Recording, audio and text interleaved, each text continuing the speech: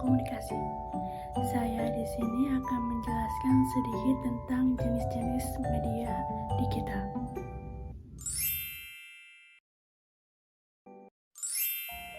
Nah, di sini ada pengertian media digital. Media digital adalah media konten yang berbentuk gabungan data, teks, suara, dan berbagai jenis gambar yang disimpan dalam format digital dan disebarluaskan melalui jaringan berbasis kabel optik, broad, satelit, dan sistem gelombang mikro. Media digital termasuk salah satu gadget dalam media baru. Dalam buku komunikasi dan modifikasi dijelaskan definisi media baru. Terdapat ada 4 kategori utama. 1. Media komunikasi yang terpersonal seperti email. 2. Media permainan interaktif seperti game. 3. Media pencarian informasi seperti mesin pencarian di net. 4.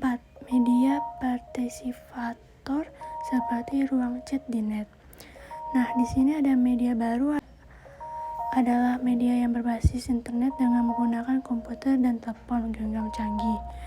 Kunci untuk kekuatan komputer yang besar sebagai mesin komunikasi terletak pada proses digitalisasi yang memungkinkan segala bentuk konfirmasi dibawa dengan efisien dan saling berbaur. Selanjutnya ada faktor yang ada dalam media digital. A. Faktor komunikasi. Menurut Terry dan Franklin berpendapat, komunikasi adalah seni pengembangan dan mendapatkan pengertian di antara orang-orang.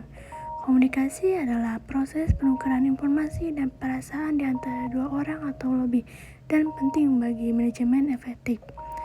Nah, di sini ada Mulyana dalam buku Pengantar Ilmu Komunikasi menjelaskan bahwa fungsi komunikasi sebagai komunikasi sosial setidaknya mengisyaratkan bahwa komunikasi itu penting untuk membangun konsep-konsep diri kita, aktualisasi diri untuk kelangsungan hidup, untuk memperoleh kebahagiaan, terhindar dari tekanan dan ketegangan, antara lain melalui komunikasi yang bersifat menghibur dan menumbuhkan hubungan orang lain. Berdasarkan pendapat yang barusan saya jelaskan, dapat disimpulkan komunikasi merupakan suatu proses pembentukan, penyampaian, penerimaan, dan pengolahan pesan yang terjadi dalam diri seseorang atau di antara dua atau lebih dengan tujuan tertentu, baik secara langsung maupun tidak langsung.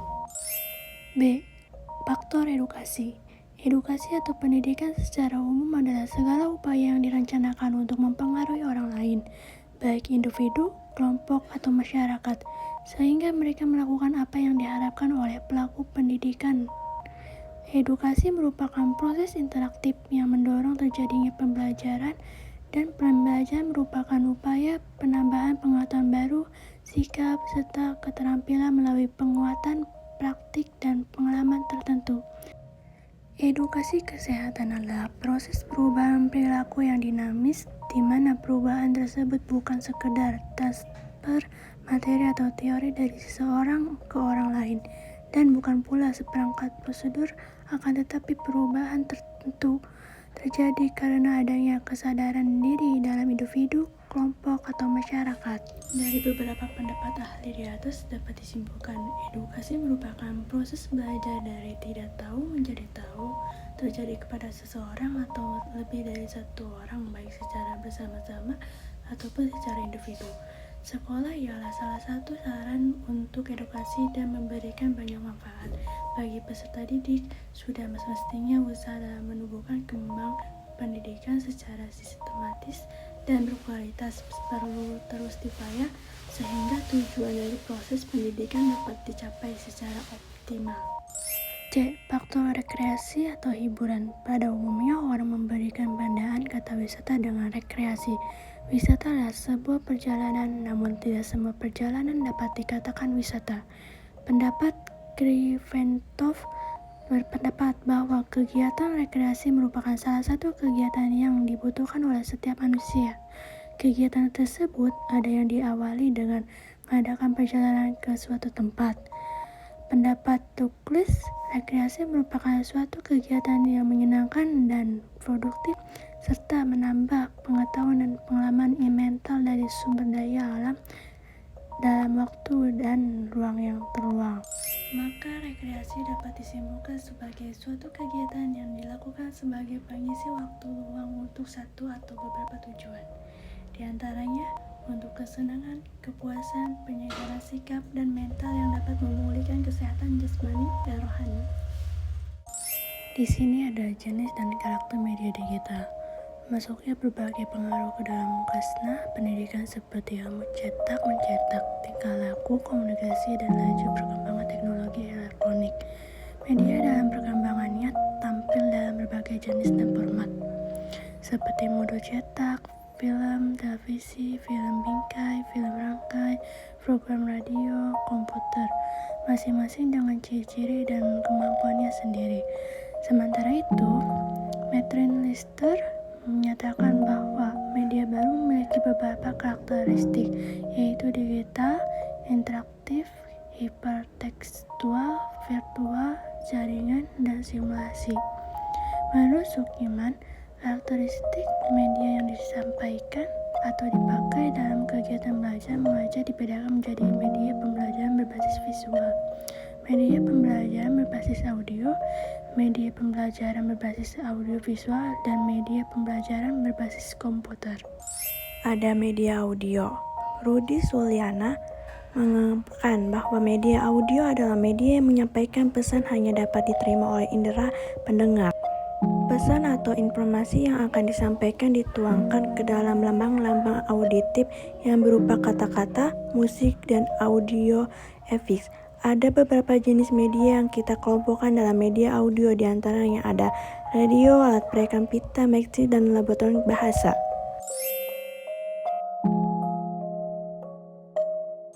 Dan selanjutnya ada fungsi dan manfaat media digital. Menurut Eli, mengatakan bahwa pemilihan media seyogianya tidak terlepas dari konteksnya, bahwasannya media merupakan komponen dari sistem interaksional secara keseluruhan. Oleh karena itu, meskipun tujuan dan isinya sudah diketahui, faktor-faktor lainnya seperti karakteristik siswa, strategis belajar mengajar, organisasi kelompok belajar, alokasi waktu dan sumber, serta prosedur penilaiannya juga perlu dipertimbangkan. Lewis dan Letts mengemukakan 4 fungsi media pembelajaran, khususnya media visual. Pertama, ada fungsi atensi. Fungsi atensi media visual merupakan inti, yaitu menarik dan mengarahkan perhatian siswa untuk berkonsentrasi kepada isi pembelajaran yang mengkaitkan dengan makna visual yang ditampilkan atau menyertai teks materi pembelajaran. Media gambar, khususnya gambar yang diproyeksikan melalui overhead proyektor, dapat menenangkan dan mengarahkan perhatian kepada pembelajaran yang akan mereka terima. Dengan demikian, kemungkinan untuk memperoleh dan mengingat isi pembelajaran semakin besar. 2. Fungsi afektif. Media visual dapat terlihat dari tingkat kenyamanan siswa ketika belajar atau membaca. Teks yang bergambar, gambar atau lambang visual dapat menggugah emosi dan sikap siswa, misalnya informasi yang menyangkut masalah sosial atau ras. 3. Fungsi kognitif. Fungsi kognitif media visual terlihat dari temuan-temuan penelitian yang mengungkapkan bahwa lambang visual atau gambar pembelajar mencapai tujuan untuk memahami dan mengingat informasi atau pesan yang terkandung dalam gambar. 4. Fungsi kompensatoris. Media pembelajaran terlihat dari hasil penelitian bahwa media visual yang memberikan konteks untuk memahami teks membantu siswa yang lemah dalam membaca untuk mengorganisasikan informasi dalam teks dan mengingat kembali. Dengan kata lain, media digital berfungsi untuk mengkoordinasikan siswa yang lemah dan lambat menerima dan memahami isi pembelajaran yang disajikan dengan teks atau disajikan secara verbal. Di sini ada jenis media digital. Media tradisional digital mencakup beberapa jenis teknologi komunikasi. Beberapa di antaranya telah ada selama ratusan tahun. Koran, majalah buku, dan bahan cetak lainnya. Termaksud di antara jenis pertama media tradisional. Bentuk-bentuk media tersebut bertahan bergabung pada abad 19 oleh telegraf dan pada abad ke-20 oleh radio dan televisi. Contoh pertama dari media massa. Era metode dan perangkat transmisi media yang sama sekali baru dengan lebih berkembang setiap tahunnya. Saat ini sebagian besar jenis media digital masuk ke dalam salah satu kelompok utama ini. 1. Ada audio. Bentuk audio media digital termasuk stasiun radio digital, ada podcast, dan buku audio. Puluhan juta orang Amerika berlangganan layanan radio digital seperti Apple Music, Spotify, Dikta, Pardo, dan Sirius yang menyediakan berbagai stasiun musik dan memungkinkan menggunakan untuk mendengarkan database jutaan lagu sesuai permintaannya. 2. Video. Banyak outlet media digital bersifat visual mulai dari layanan streaming film dan televisi seperti Netflix hingga simulator bedah. Revolusi visual dengan digunakan di institut medis. Salah satu pemain terbesar di media digital visual adalah YouTube, yang menampung miliar video diluncurkan pada tahun 2005. Situs web ini adalah salah satu tujuan paling populer di web. 3. Media sosial.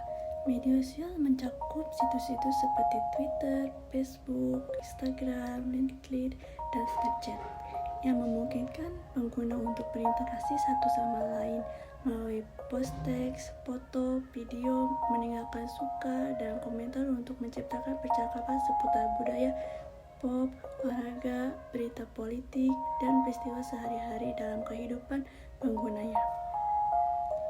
4. Periklanan. Periklanan telah mencakup lengkap media digital, manfaat, kemitraan, pemasaran, dan ruang iklan sedapat mungkin.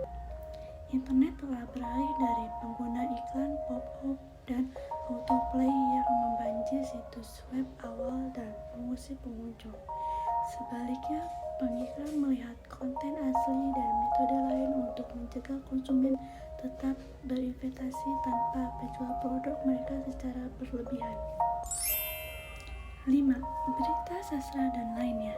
Secara tradisional, orang mengkonsumsi teks melalui buku, surat kabar, cetak, majalah, dan sejenisnya.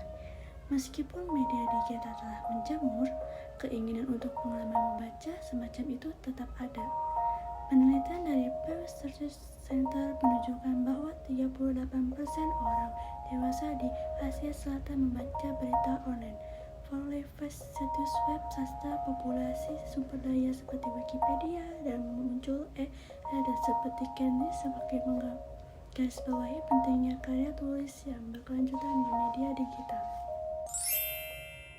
Sekian penjelasan dari saya, mohon maaf bila ada kesalahan.